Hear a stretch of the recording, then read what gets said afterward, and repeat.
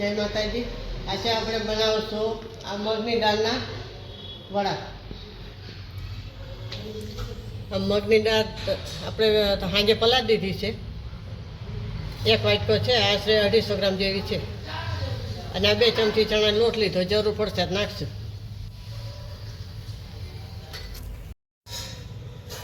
હવે આપણે 2 લીલા મરચાં લીધા છે તમારે. આ ધાણા છે, આ મરચાં છે, આપણે બાજુમાં મેળશું એ વડારે ખાવાના હોય તો. આ સ્વાદ પ્રમાણે મીઠું લઈશું. આ આદુના ટુકડા છે, અને આ હિંગ છે, અને આ સંચર પાવડર છે.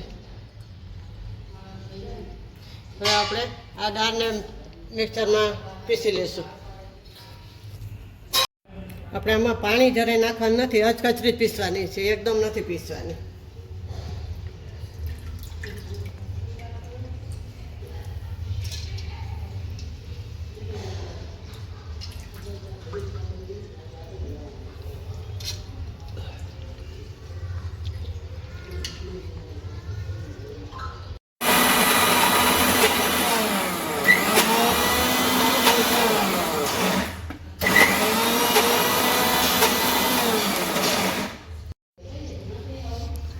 આપણે આવી રીતના પીસવાનું. એકદમ ઝીણું નહીં કરવાનું અને જાડું નહીં, એવું. આપણે ખાંડણીમાં વાટીને કરવું હોય વાટીદારના તોય પણ થાય, પણ આ છેતરું કરી લીધું હોય તો ટાઈમ બહુ ના લાગે. આપણે આમાં કાઢી લઈશું. જોઈ શકો પાણી સેજ જઈ નાખવાનું નહીં, એટલે આપણે માપનું થશે તો પછી ચણા લોટ નાખવાની જરૂર નહીં પડે. કદાચ એવું લાગે તો 1-2 ચમચી નાખવાનું.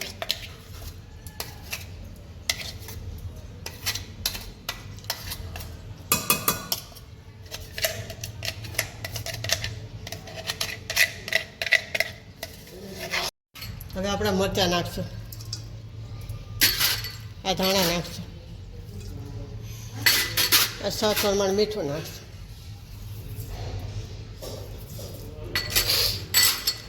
આ સંચર પાવડર નાખશું,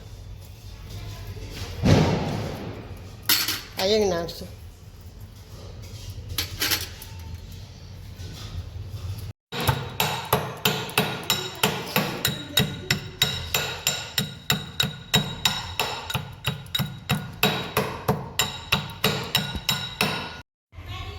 આપણે આદું પીસી લીધું છે, આદું નાખશું.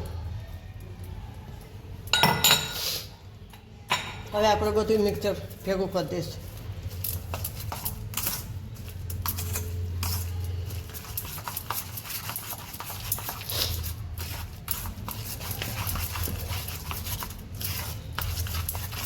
આ તેલ મેળ દઈશું થોડું.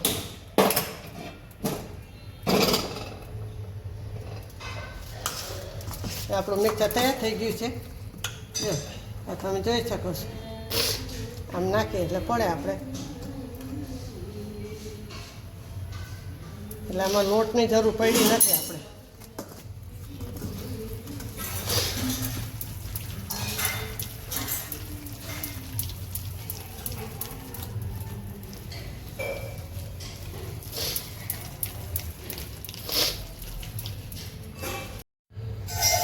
તેલ થઈ ગયું છે આપણું.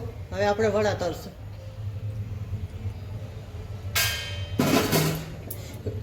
વડા તળી ત્યારે આપણે ધીમો કરી દેવાનો ગેસ.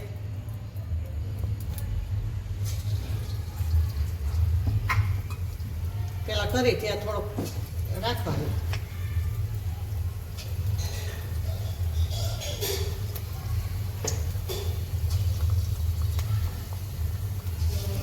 અમે જેટલા આવશે એટલા કરશું આપણે. બીજી વાત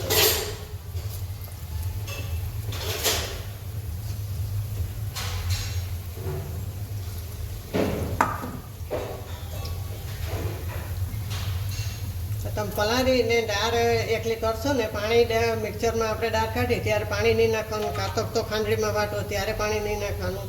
એકલી દાળ નાખશો ચણા લોટ નાખવાની જરૂર નહીં પડે, પણ થશે હારા. આપણે વડા કમ્પ્લીટ થઈ ગયા છે.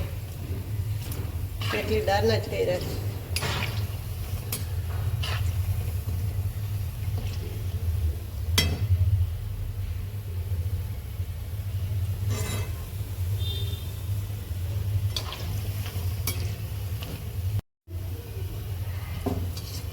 આપણા થઈ ગયા છે. હવે આપણે કાઢી લઈશું. કકડે સરસ મજાના કડક થઈ ગયા છે.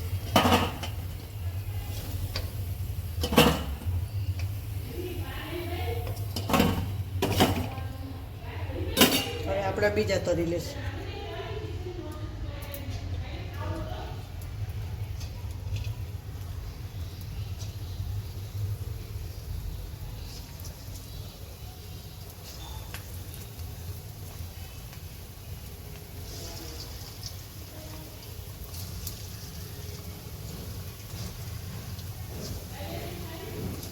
આપણે બધા કોરડા તરાઈ ગયા થઈ ગયા થાય એટલે આપણે પછી સૌ કરી નાખીએ. આપણે બધા આવી ગયા છે.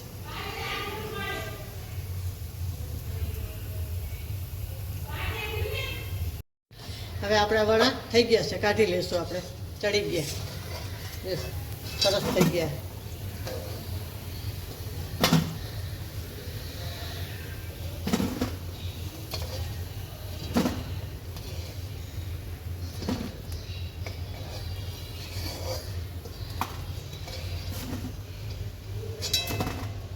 આપણે ગેસ ઠાર નાખશું, સોલ કરશું.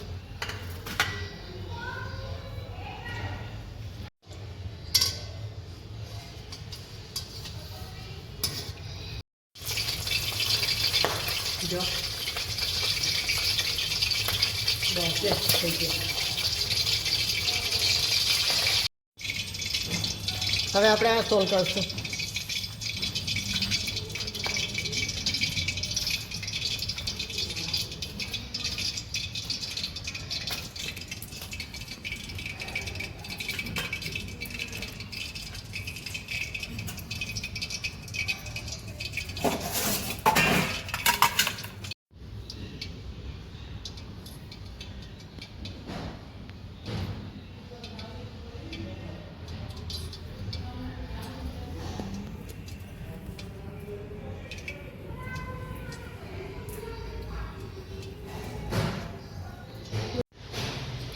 આપણા મગની દાળના વડા તૈયાર છે.